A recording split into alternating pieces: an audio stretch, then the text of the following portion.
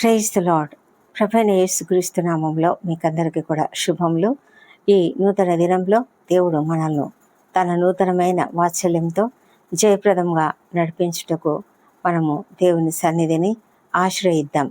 ఈ దినము దేవుడు మనకు ఒక మంచి వాగ్దానంను ఇస్తున్నాడు.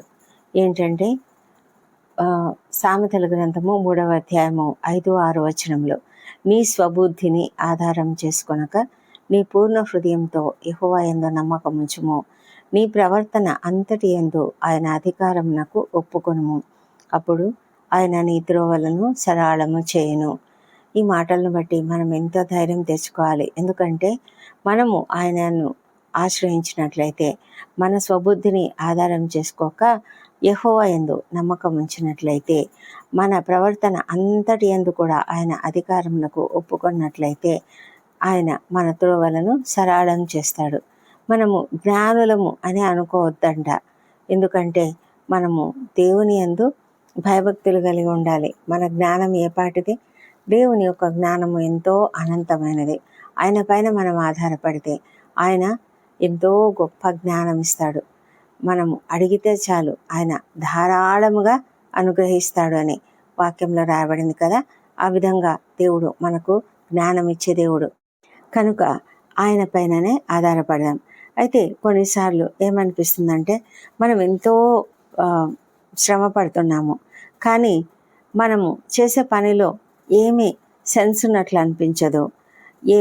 అన్నిటికీ కూడా ఎంతో సమయం వెయిట్ చేయాల్సి వస్తుంది. ఏ దానికి జవాబు రాలేదు. మన పరిస్థితులన్నీ కూడా అనిశ్చిత పరిస్థితులుగా ఉన్నాయి. కాబట్టి మనకు ఏది స్పష్టంగా కనిపించినప్పుడు అప్పుడు మనం అనుకుంటాము, దేవుడు నా జీవితంలో పని చేయడం లేదు అని అనుకుంటాం. కానీ దేవుడు పని చేస్తున్నాడు. ఆయన ఎల్లప్పుడూ కూడా మన జీవితంలో పని చేస్తూనే ఉంటాడు. మనకు తెలియదు, మన వెనక ఏం జరుగుతున్నదో మనకు తెలియదు, బ్యాక్గ్రౌండ్లో ఏం జరుగుతున్నదో మనకు తెలియదు. చాలాసార్లు మనకేమీ తెలియని స్థితిలో మనం అలా అనుకుంటాం. మనము ఎదురు చూస్తున్నాం కదా, నేను ఫలానా దాని కొరకు ఎదురు చూస్తున్నాను, నా ఉద్యోగం పోయింది, మరొక ఉద్యోగం కొరకు ఎదురు చూస్తున్నాను, లేకపోతే నాకు ఇలా అవమానం జరిగింది, నేను అసలు తలెత్తుకోలేకపోతున్నాను, నా ప్రమేయం ఏమీ లేకుండానే, నేనేమీ చేయకుండానే అన్యాయంగా నేను అవమానించబడుతున్నాను అని ఇలా రకరకాల ప్రశ్నలు, రకరకాల బాధలు. ఎందుకు ప్రభా, నన్ను ఎందుకు ఇలా నడిపిస్తున్నావు, నాకెందుకు ఇలాంటి బాధ, ఎందుకు ప్రభా, నాకే ఎందుకు, ఇలాంటి ప్రశ్నలు మన ఎదుట ఉంటాయి. అయితే దేవుడు మన వెనుక పని చేస్తున్నాడు. ఆయన సైలెంట్గా పని చేస్తున్నాడు. ఆయన ఎల్లప్పుడూ కూడా పని చేస్తూనే ఉన్నాడు. మన వెనుక, ఈ సీన్ వెనక ఏం జరుగుతున్నదో అది నీకు తెలియదు, నాకు తెలియదు, కానీ దేవుడు ఎల్లప్పుడూ కూడా పని చేస్తూనే ఉన్నాడు. అయితే మనం ఏం చేయాలి? ఆయన పైన నమ్మకం ఉంచుకోవాలి. పూర్ణ హృదయంతో నమ్మకం ఉంచుకోవాలంట.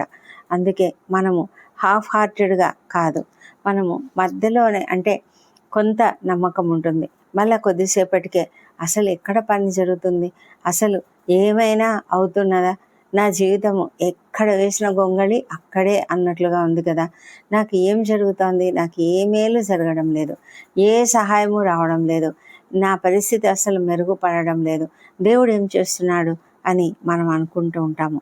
అయితే మనము అంతటిని గురించి మనం ఆలోచించాల్సిన అవసరమే లేదు.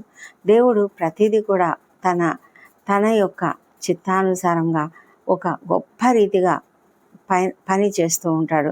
మనము ఎస్తేరు గ్రంథమును ఒకసారి చదివినట్లయితే, ఆ ఎస్తేరు గ్రంథంలో ఎన్ని అద్భుతమైన సన్నివేశాలు, ఒక సినిమాటిక్, అంటే సినిమాలలో జరుగుతున్నట్లుగా అద్భుతంగా జరుగుతూ ఉంటుంది కదా. మరి మొర్దెకై ఎంతో మంచి వ్యక్తి, అంటే యూదుడు అతడు ఎవరికి తల వంచని వ్యక్తి. అయితే అతడు మేలు చేసిన వాడే కనుకనే రాజుగారి మీద కుట్ర పన్నినటువంటి వారి గురించి అతడు ముందుగానే సమాచారం ఇవ్వడం, ఆ తర్వాత వారిని రాజుగారి అనుచరులు అరెస్ట్ చేయడం, అదంతా కూడా జరిగింది. అయితే ఎప్పుడైతే హామాను మొర్దెకైని చంపాలి అని అనుకొని అతని కొరకు ఉరికొయ్యను సిద్ధం చేసుకొని వచ్చి రాజుగారిని పర్మిషన్ అడగాలని ఎప్పుడైతే అనుకున్నాడో అదే సమయానికి రాజుగారికి నిద్ర పట్టలేదు. రాజుగారు ఎంతగానో మరి నిద్ర పట్టని స్థితిలో అతడేం చేశాడు, అతడు ఒక వ్యక్తిని పిలిచి సమాచార గ్రంథము తీసుకురమ్మని చెప్పాడు. అతనికి ఆ టైంలో ఎందుకు అది చదవాలనిపించింది? ఇదంతా గాడ్స్ ప్లాన్ కాదా? మనం ఒకసారి ఆలోచిస్తే ఆశ్చర్యం అనిపిస్తుంది. ఆ సమయంలో అతడు ఆ గ్రంథం చదవాలని ఎందుకు అనుకున్నాడో తెలియలేదు. అయితే ఆ గ్రంథం చదివినప్పుడు తన గురించి తన మీద కుట్ర చేస్తున్న వారి గురించి వివరాలు చెప్పినటువంటి ఆ వ్యక్తికి మనము ఏమైనా సన్మానం చేశామా అని అడిగాడు. లేదు, ఏమీ సన్మానం చేయబడలేదు అని అన్నప్పుడు కరెక్ట్గా అదే సమయానికి హామాను రావడం జరిగింది. హామాను వచ్చినప్పుడు రాజుగారు సరే, రాజుకు ఇలా మంచి చేసిన వ్యక్తికి నేను ఎలాంటి సన్మానం ఇవ్వచ్చు అని అడిగితే అతడు అనుకున్నాడు నా గురించే నాకే సన్మానం చేస్తాడు అనుకుని అతడు చాలా గొప్పగా చెప్పాడు.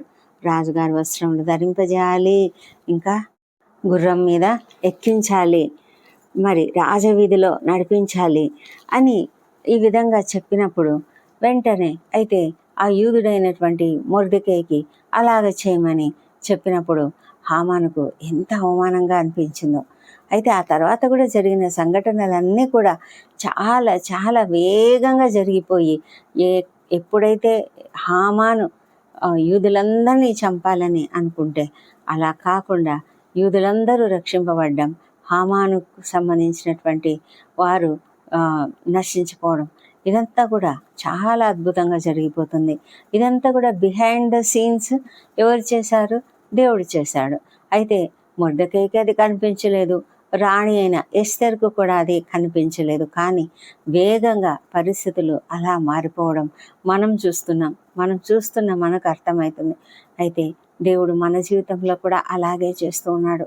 మన జీవితంలో కూడా అద్భుతమైనటువంటి రీతిలో దేవుడు పని చేస్తున్నాడు. కాబట్టి మనం ఎప్పుడు కూడా దేనికి కూడా భయపడకుండా మనం ఏం చేయాలి? మనము బాగా ప్రశాంతంగా శ్వాస తీసుకోవాలి, ప్రశాంతంగా ప్రార్థన చేయాలి, ప్రశాంతంగా ఉండాలి. మనము ఒక్కళ్ళమే లేము. ఈ పరిస్థితులలో ఉండేవాళ్ళు అనేక మంది ఉన్నారు. అయితే మనము ఎంత ఒంటరితనాన్ని మనం ఫీల్ అవుతున్నామేమో, కానీ దేవుడు మనతో ఉన్నాడు. మనం ఒంటరిగా లేము. ఈ తుఫానులో దేవుడు కూడా ఉన్నాడు. అంతేకాదు, ఆయనే మనకు ఒక లంగరులాగా ఉన్నాడు. ఆయనే మనకు తోడుగా ఉన్నాడు. ఆయన మన జీవితాన్ని సరిచేసేటువంటి దేవుడు. కాబట్టి నిన్ను ఆయన వదిలిపెట్టాడు. ఆయన ఎప్పుడు కూడా విడువడు, ఎడబాయడు, ఎప్పటికీ విడవడు ఆయన. కాబట్టి మనము ఎంతో ధైర్యంగా ఆయన పైన ఆధారపడి ఉండవచ్చు. నీకు ప్రశాంతంగా ఒక మంచి ప్రశాంతమైన ప్రార్థనా జీవితం కలిగి కనిపెట్టి ఉండగలిగితే దేవుడు మన జీవితంలో చేసే అద్భుత కార్యాలను మనం కూడా చూడవచ్చు. మరి ఈ విధమైనటువంటి గొప్ప ధైర్యంను పొందుకుంటూ మనము ఆయన మన త్రోవలను సరళం చేస్తున్నాడు అన్న ధైర్యంతో, పూర్ణ హృదయంతో ఆయన యందు నమ్మకం ఉంచి మన ప్రవర్తన అంతటి యందు కూడా ఆయన అధికారమునకు ఒప్పుకొని ఆయన సన్నిధిలో దీన మనసుతో ఆయన చేతి క్రింద ఉందాం. ఆయన మనల్ని నడిపిస్తాడు. దేవుడు ఈ కృపావార్తను దీవించునుగాక. పరిశుద్ధమైన దేవ, సర్వశక్తి మంతుడా, నీకు వందనములు నాయన, స్తోత్రములు తండ్రి. మా ప్రభువా నాయన, ఈ దినమంతా కూడా మాకు తోడుగా ఉండండి. మా అనుదిన ప్రయాణాలలో, మా దైనందిన పనులలో, మా ఉద్యోగ జీవితాలలో మీరు మాకు తోడై ఉండండి. మాకు కావాల్సిన జ్ఞానము అనుగ్రహించమని ప్రార్థిస్తున్నాం. తండ్రి ప్రభా, ఈ దినం మీరు ఇచ్చిన వాగ్దానంను బట్టి నీకు వేల స్తోత్రములు. తండ్రి ప్రభా, ఈ ప్రార్థనలోకి వేసిన ప్రతి ఒక్కరిని కూడా మీరు దర్శించండి. ఎవరు ఎలాంటి కష్టంలో ఉన్నారో, ఎవరు ఎలాంటి పరిస్థితులలో నీ యొక్క నడుపుదల కొరకు ఎదురు చూస్తున్నారో వాళ్ళను మీరు దర్శించండి ప్రభా. వాళ్ళ త్రోవలను మీరు సరళం చేస్తారు కాబట్టి వారు ధైర్యంగా నీ పైన ఆధారపడి ఉండడానికి సహాయం చేయమని ప్రార్థిస్తున్నాం. దేవా, దయగలిగిన దేవా, హృదయములన్నీ నీ ఎదుట బట్టబయలైన తండ్రి, మాకైతే తెలియదు, కానీ ఏ హృదయంలో ఏ కష్టం ఉన్నదో అది మీరు ఎరుగుదురు కనుక తండ్రి, మీరు దయ ఉంచండి. ప్రతి ఒక్కరిని మీరు దర్శించి వారితో మీరు మాట్లాడమని ప్రార్థిస్తున్నాము. మా చుట్టూ ఉన్న పరిస్థితులు ఎంత అనిశ్చితిగా ఉన్నాయి, ఎంత భయంకరంగా ఉన్నాయి. మాకు భరించుకోలేని స్థితిలో మేము ఉన్నాము. ఏం జరుగుతుందో మాకు తెలియదు. దేవునిపైన ఆధారపడి ఉన్నాము, కానీ దేవుడు పని చేస్తున్నాడో లేదో మాకు తెలియదు అని ఎవరైతే ఆలోచిస్తున్నారో వాళ్ళతో మీరు మాట్లాడండి ప్రభా. తండ్రి, మీరు తప్పక పని చేసే దేవుడు. తప్పకుండా మా వెనుక తండ్రి అనేక రీతిలుగా అద్భుతాలు చేసే దేవుడు. మా ప్రభానైనా మరి బైబిల్ గ్రంథంలో మేము చూస్తున్నాం, అనేక మంది జీవితాలలో అనేక రీతులుగా మీరు మాట్లాడి మీరు పని చేసే దేవుడు. మాకు తెలియకుండానే వెనుక తండ్రి మీరు అనేక అద్భుత కార్యాలు చేయగలరు. యోసేపు జీవితంలో చేశారు మా ప్రభా. మరి ఇశ్రాయేలీల జీవితంలో అనేక రకాలుగా తండ్రి వాళ్ళను మీరు నడిపిస్తున్న సమయంలో వారికి తెలియదు, కానీ మీరు చేసిన అద్భుత కార్యాలను వారు ఆ తర్వాత అనుభవించారు, కానీ వారు గ్రహించలేకపోయారు. ప్రభా, మాలో అలాంటి కఠినత్వం ఉంచొద్దు మా తండ్రి. మేము నీ యొక్క ప్రతి పనిని కూడా నిశితంగా గమనిస్తూ తండ్రి, మేము పొందుకున్నప్పుడు వెంటనే నీకు కృతజ్ఞతాస్తుతులు చెల్లించే కృపను దయచేయమని ప్రార్థిస్తున్నాం. ఏ చిన్న మార్పు అయినా ప్రభా అది నీ ద్వారా వచ్చి ఉంటుంది. అవును తండ్రి, నీవు ఎంత అద్భుతమైన మార్పులు తీసుకొస్తారు. మారని మనసులను మార్చగలిగిన దేవుడు, అధికారుల మనసులను మార్చగలిగిన దేవుడు, చట్టములను కూడా మార్చగలిగినటువంటి దేవుడు, స్వస్థతనిచ్చే దేవుడు మా తండ్రి. ఎంత గొప్పగా ప్రశాంతతనిచ్చే దేవుడు, కుటుంబాలలో ఉన్న కలతలను తీసివేసి ప్రభా ప్రతి ఒక్కరికి నెమ్మదినిచ్చే దేవుడు మా తండ్రి. శాంతికరమైనటువంటి జలముల ఇద్దరు నడిపించినట్లుగా మా ప్రభా అన్యాయం జరిగిన వారికి న్యాయం జరిగించి ప్రశాంతతను ఇవ్వగలిగే దేవుడు తండ్రి. మా ప్రభా తండ్రి, మా పరిస్థితులన్నిటిని మార్చివేసి మాకు నెమ్మదినిచ్చే దేవుడు కనుక నీ సన్నిధిలో మేము ప్రార్థిస్తుండగా ప్రభా మా ప్రార్థనలు ఆలకించి మాకు సహాయం చేయమని తండ్రి.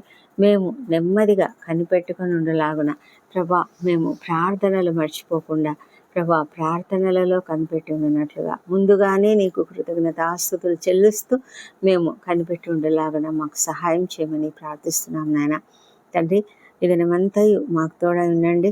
మరి ప్రభా చిన్న బిడ్డలను మరి యవనస్తులను దీవించండి ప్రభా. అనేక మంది నాయన వారు పరీక్షలు రాసి ఉన్నారు, రిజల్ట్ కొరకు ఎదురు చూస్తున్నారు. ప్రతి ఒక్కరికి మంచి రిజల్ట్ అనుగ్రహించమని ప్రార్థిస్తున్నాం ప్రభా. మా తండ్రి, ఉన్నత చదువుల కొరకు సిద్ధపడుతున్న ప్రతి ఒక్కరిని కూడా మీరు దర్శించి వారికి చక్కటి మార్గమును చూపించమని వేడుకొంచున్నాం నాయన. మా ప్రభా తండ్రి, వారు చేసే ప్రతి ప్రయత్నం కూడా సఫలం చేయమని వేడుకొంచున్నాం. ఇది ఇంటర్వ్యూలకు హాజరవుతున్న వారికి తప్పకుండా విజయం అనుగ్రహించండి. నిరుద్యోగులకు ఉద్యోగంలో దయచేయండి. అప్పుల పరిస్థితి నుంచి విడుదల, ఆర్థిక పరిస్థితుల నుంచి విడుదల, మా ప్రభానైనా సమస్యల నుంచి విడుదల, ప్రతి ఒక్కరికి కూడా సంతోషము సమాధానం అనుగ్రహించండి. కుటుంబాలలో కలతలన్నీ కూడా తొలగిపోయి ప్రభా అందరూ కూడా ప్రశాంతమైన జీవితం కలిగి మరి సమాధానం కలిగి జీవించడానికి సహాయం చేయమని ప్రార్థిస్తున్నాం ప్రభా. వివాహ ప్రయత్నములు సఫలం చేయమని ప్రార్థిస్తున్నాం నాయన. మా తండ్రి దేవా, మరి సంతానం కొరకు నీ వైపు చూస్తున్న వారిని దర్శించండి. వారిలో నీ పునరుత్థాన శక్తిని ప్రవేశపెట్టి చక్కటి సంతానంలో వారికి అనుగ్రహించమని ప్రార్థిస్తున్నాము మా ప్రభానైనా. మరి గర్భిణీ స్త్రీలను ఆశ్రయించడం, వారికి సుఖమైన ప్రసవం అనుగ్రహించమని ప్రార్థిస్తున్నాం తండ్రి.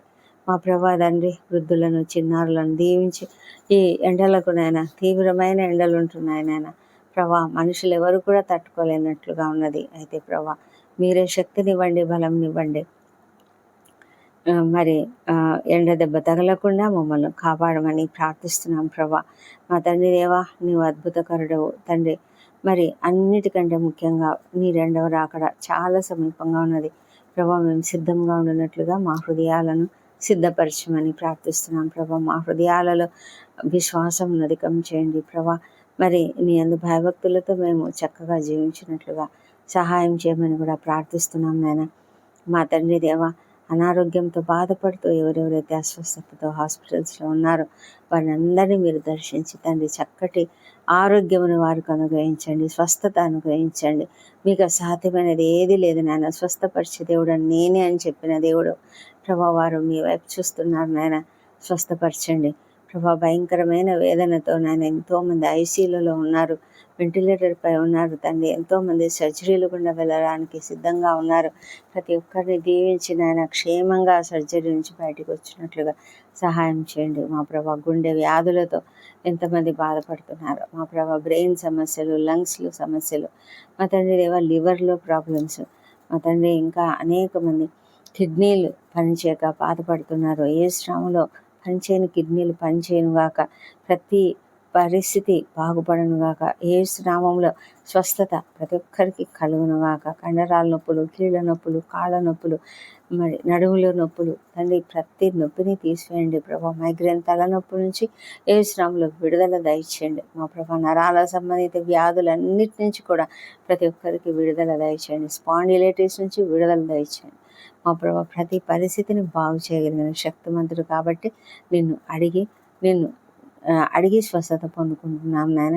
నీకే వేలాది వేల స్తోత్రం. నువ్వు స్వస్థపరిచినందుకు వందనములు. డాక్టర్లు, నర్సులు అందరికీ కూడా మంచి జ్ఞానం అనుగ్రహించండి దేవా. ప్రపంచమంతటా శాంతి సమాధానం అనుగ్రహించండి. యుద్ధ వాతావరణం తీసివేయమని ప్రార్థిస్తున్నాం నాయన. ఇజ్రాయెల్ దేశంను దీవించండి, యెరూషలేమును దీవించండి. వారి నగరులలో క్షేమం, వారి ప్రాకారములలో నెమ్మదిని దయచేయండి. నిరంతరము యుద్ధ వాతావరణంలో ఉన్నారు నాయన.